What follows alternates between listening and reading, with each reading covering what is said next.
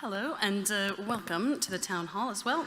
So I'm Julie Williamson. I'm your Vice President for Publications on the Executive Committee of SIGCHI, and I also sit on the ACM Publications Board, so I love everything pubs, and if you talk to me about pubs, we'll definitely have a good discussion.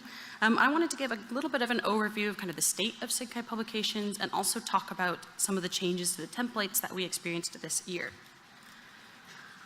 So I think overall I feel very optimistic about publications, and I think things are going in a good direction. So just to have some numbers here to give you an idea of the scale of the impact that SIGCHI's work is having, our dissemination of our research is growing. In 2017, 1.8 million downloads of SIGCHI content in the digital library. In 2018, that's increasing 1.9 million downloads of our content. So the kind of reach of SIGCHI work is pretty substantial. One of the other areas that I'm very passionate about is open access publications, and I'm very excited as well to see that open access is also growing in SIGCHI.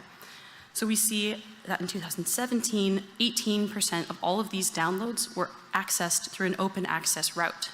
And through ACM publication, there's a lot of different routes that you can take to have open access content. In 2018, this is increasing now. 23% of our publications are being accessed through an open access route. So the chart on the right here shows some of the breakdown of the routes that people are taking for open access. And so we're seeing that some initiatives are working quite well. So we have things like OpenTalk that has some share here. Things like Chorus, which is another new initiative, is increasing its use.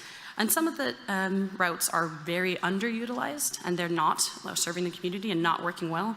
If you see Authorized, if anybody has used this, is not even really visible as this tiny slice in this chart.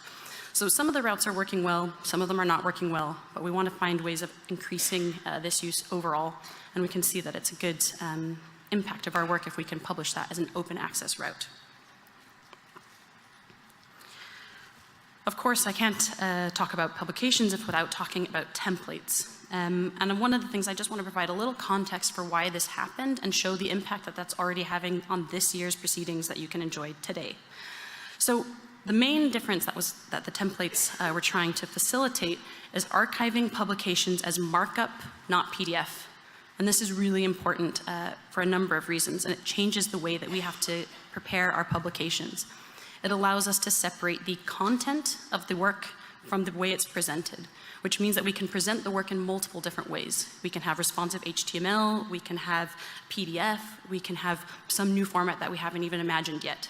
And making this small change to what we're choosing to archive makes a big difference to how we can use the content that we're producing and ensure that it's future-proofed as technology changes, which is most certainly going to happen.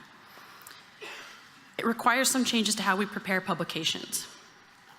And I will say very clearly, the 2019 template failed to achieve this. But in collaboration with the community, a new approach has already been defined, and it's already in use by SIGCHI specialized conferences. This is at an opt-in basis for now, while the process is refined and improved, but we can start to see already some of the proceedings being produced with this new format.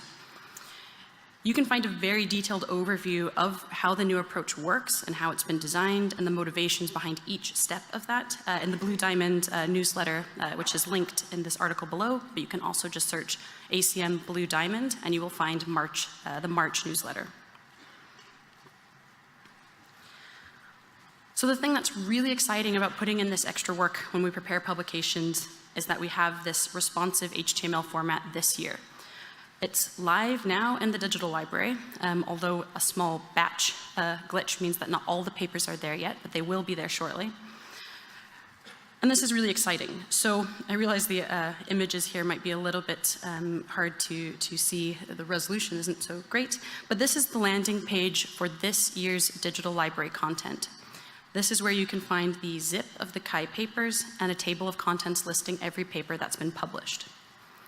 And what's different about this year's proceedings is that if you go to a landing page for a specific article, you will see at the top where you access the PDF normally, the responsive HTML format is there. You can view this with a screen reader, you can view this on your mobile device, you can view this in many different ways, and this is going to make a huge difference to how everybody in this room consumes publications. This year's proceedings have this live, and the rest of the batch will be here shortly.